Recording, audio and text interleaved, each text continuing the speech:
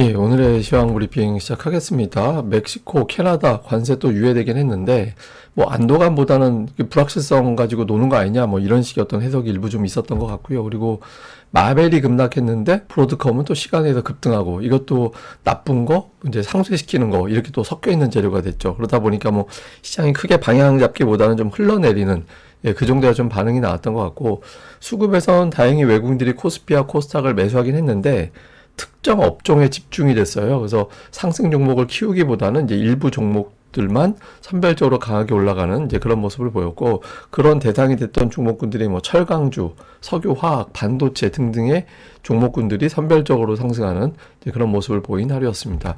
오늘 뭐 지수를 보면 코스피도 약간의 어떤 경로 자체는 비슷했어요. 그러니까 좀 버티다 흘러내리다가 특히 이제 2시 구간에서 갑자기 이제 정치 관련된 뉴스가 나오면서 쭉 빠지는 이제 그런 흐름이 나오기도 했죠. 전체적으로는 시장이 아주 강했다라기보다는 그러니까 미국보다는 선전했다.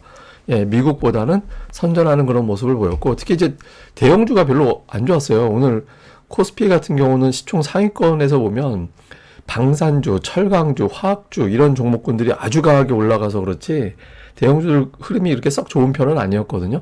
코스닥은 뭐 시가총액 2위부터 4위는 올라갔지만 1위 종목 알테오젠이 장중에 거의 7% 빠졌다가 이제 막판에 낙폭을 좀 줄인 거고, 리가켄 바이오라든가 아니면 슈젤, 파마리서치, 코오롱 티슈진, 그러니까 제약으로 분류되는 종목군들이 크게 빠지면서 코스닥의 발목을 잡았고, 이게 지수가 약하니까 지수를 끌어내리니까 코스닥의 하락 종목 수가 상당히 많이 나올 수밖에 없는 그런 조건이 됐죠. 그래서 양시장의 어떤 대형주들이 좀 신통치 않은 움직임이 계속 나오다 보니까 지수가 시원스럽게 올라가지 못하고 또 하락 종목 수가 더 많은, 예, 그런 형태가 계속해서 이어졌던 것 같습니다. 뭐 영향을 준 뉴스를 보면 트럼프가 계속 관세 가지고 말을 왔다 갔다 하죠. 멕시코, 캐나다에 대한 관세를 한 달간 유예한다. 뭐 말로는 자동차 업체들이 하도 와서 로비를 해가지고 내가 사정 한번 봐주는 거야 이렇게 얘기를 하면서 그때 이후에는 안 봐줄 거야 뭐 이런 식으로 해석될 수 있는 발언을 했고, 또 이제 베센트 장관이 이 부분에 대해서 또 한번 세게 못을 박는, 그러니까 미국에 전혀 도움이 안 되는, 또 미국 등을 치는 뭐 자기들 시각으로는 그런 거죠. 그런 어떤 나라에 대해서는 좀 조치를 취해야 될 것 같다라는 취지의 이제 이야기를 했죠. 그래서 약간 이제 하여튼 매일 나오는 입에서 나오는 내용들이 불확실성을 계속해서 유발하는 그런 내용들이 많이 있잖아요. 물론 이제 한 달간 유예했다는 점은 좋게 평가될 만하지만, 그럼 4월 2일에는 어쩔 건데, 그때는 전 세계 상호관세가 부과가 된다라고 했던 시기이기 때문에 그때로 다 밀어놓는 거 아니냐, 그러니까 이런 식의 해석이 있어서 유예 자체를 어제와 같이 이렇게 호재로 받아들이지 못하는, 예, 뭐 그런 형태가 됐던 것 같습니다.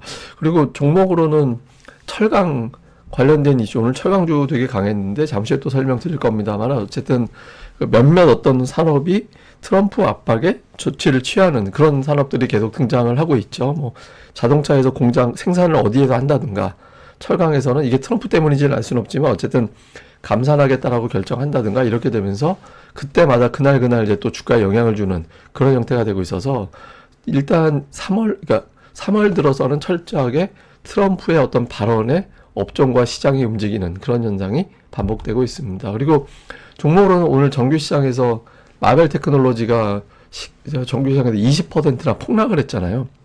이게 125달러 올해 피크 갔던 종목인데 지금이 12달러까지 빠졌어요. 그러니까 저 자리 보고 나려면은 뭐 엄청나게 많이 올라가야 되는, 네, 그런 상황이 놓여졌죠. 그래서 이것 때문에 이제 제법 많이 빠질 수도 있었는데, 브로드컴이 실적 발표하고 나서 특히 AI 부분에서 매출이 급증했다라는 소식이 나오다 보니까 이렇게 되면 AI가 끝이 아닌 거잖아, 또 이렇게 해석이 되는 거죠. 그래서 이 부분이 또 나오면서 좀 상쇄가 돼서 마벨의 어떤 쇼크를 오늘 시장에서는 어느 정도 상쇄시키고 오히려 반도체주들은 또 올라가는 그런 이유로 작동을 했던 것 같습니다. 근데 이게 보면 우리 증시가 미국보다는 좀 버티잖아요. 예, 미국보다는 이제 상대적으로 버티는 게, 이게 그 미국하고 다른 나라하고 완전히 똑같이 가지는 않는 것 같아요. 이게 이제 차트에서 미국의 빅7, 메가7하고 중국의 이제 또 7대 기술주들 이 추이를 좀 비교를 해보면 미국은 그냥 흘러내리는 쪽으로 됐잖아요. 근데 중국 관련된 기술주 세븐은 딥시크 이후에 이제 계속 올라가는 그런 흐름이 나오고 있거든요. 그래서 이제 투자자들이 약간 미국 빠진다고 해서 무조건 따라가고 그러지는 않는 것 같아요. 다만 이제 어떤 이유냐에 따라 달라지겠죠. 만약에 미국이 경기 침체 이슈로 빠지게 되면, 그러니까 관세 전쟁 때문에 경기 침체로 넘어간다. 이렇게 되면 다른 나라도 크게 영향을 받을 텐데 그게 아니라 단지 뭐 종목들 문제 쪽에 조금 더 비중이 실린다면 그 이후일 때는 이제 다른 나라는 좀 선전을 하는 그런 형태가 돼서 미국이 오늘같이 급락을 해도 이제 우리 증시도 그렇고 좀 상대적으로 잘 그나마 좀 버티는 그런 상황이 만들어지는 것 같습니다. 특징적으로는 철강주 많이 올라갔죠. 오늘 철강주는 좀 이슈가 많아요. 앞서 말씀드렸던 감산도 있고 이게 이제 알래스카 관련된 어떤 그 개발, 에너지 개발 그거 하려면 또 다 철로 파이프 만들고 막 해야 되니까 그런 것들도 있고 또 조선업도 철강, 자동차도 철강 이게 다 이제 철로 연결될 수 있는 뉴스들이 되게 많죠. 이런 것들 이제 이슈로 좀 강하게 올라가고 중국의 경기 부양할 때 전통적으로 석유화학과 철강이 또 강하잖아요.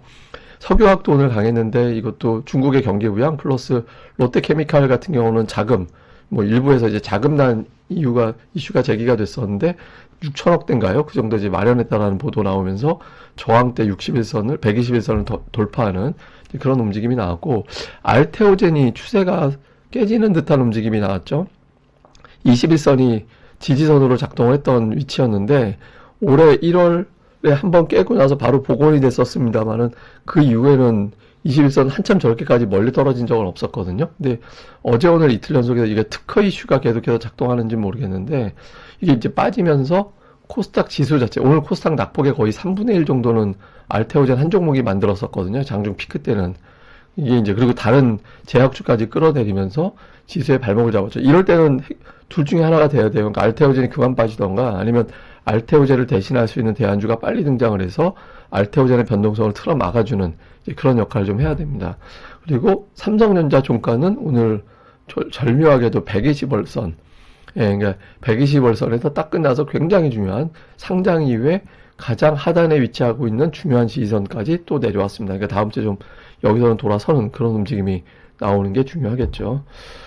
수급에선 뭐 외국인들이 매도로 출발을 했다가 이제 중반 넘어가면서 이제 매수로 바뀌고 슬그머니 이제 매수로 약간씩 늘리는 그 정도 움직임이 나왔고 선물은 오늘까지 10일 거래일 연속 순매도거든요. 11일을 계속해서 이제 순매도를 했는데 이게 제가 찾아보니까 작년 1월 17일 때 그때 11일 연속 순매도 나온 적이 있었는데 그때 이후에 처음이에요. 그리고 원래 10일 연속 매도 잘 안 나오거든요.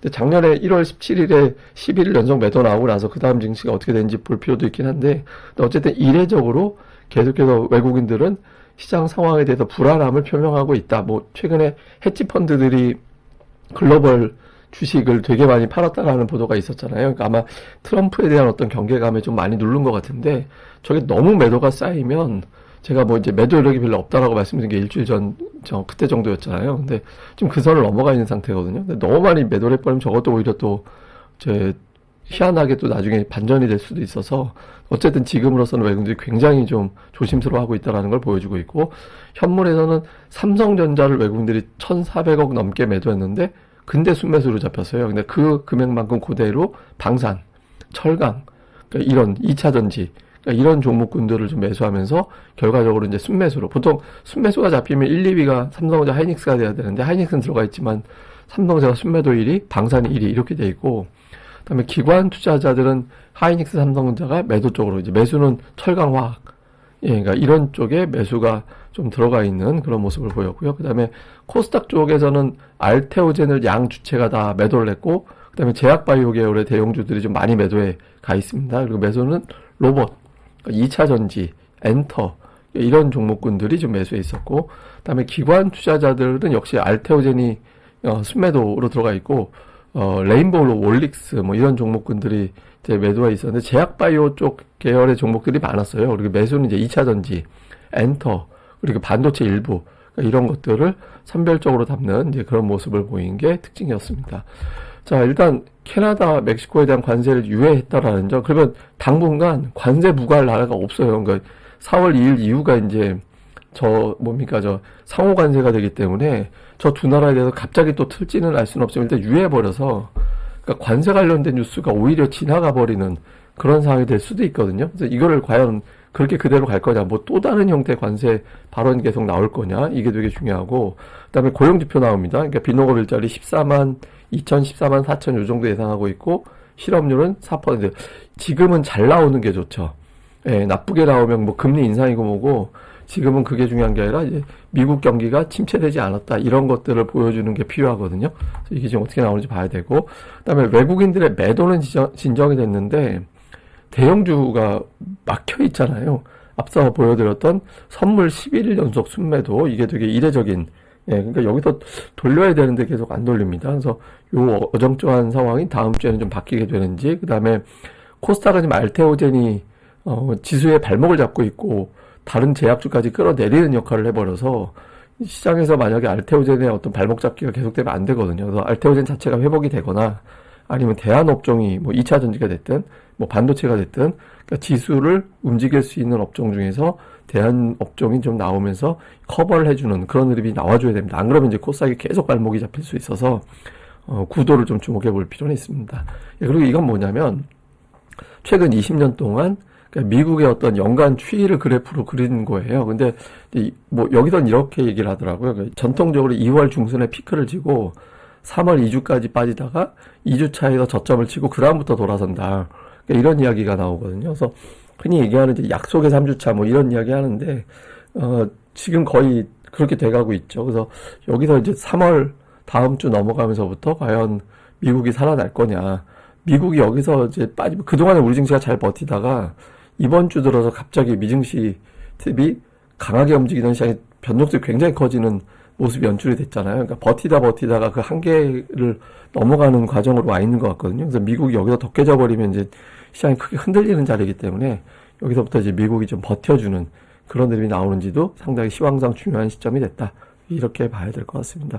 이런 관련된 내용은 제가 또 주간 증시 전망대 시간에 잘 정리해 드리도록 하겠습니다. 예, 감사합니다. 저는 또 다음에 뵙겠습니다. 이 방송 구독하기 이왕이면 꼭들 다 눌러주시고요. 보신 분들은 일단은 구독하기 좀 부탁드리고, 그리고 좋아요와 알림 설정까지 많이 부탁드립니다. 감사합니다.